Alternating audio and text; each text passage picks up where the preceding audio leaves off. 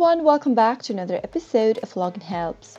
In today's video, I'm going to show you how to sign up for AOL.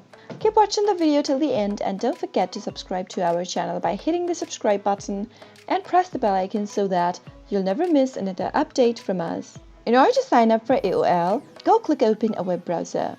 In the URL box, type in mail.aol.com and press the enter on your keyboard. In order to create an account, click on Create an Account button at the bottom.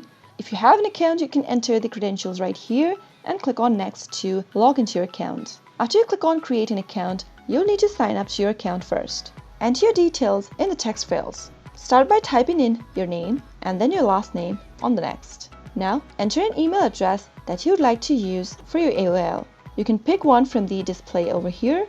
Now, after you're done, create a password for your account. Make sure to enter a strong password every time you try to create one. Now, choose the country code from the drop down and type in your mobile number on the next field. Select your birthday information and enter your gender on the next field. You can also skip this process since it's an optional. Finally, click on Continue. Now you'll need to verify your phone number that you just entered. Click on Text me a verification code and you'll receive a verification code on your phone number.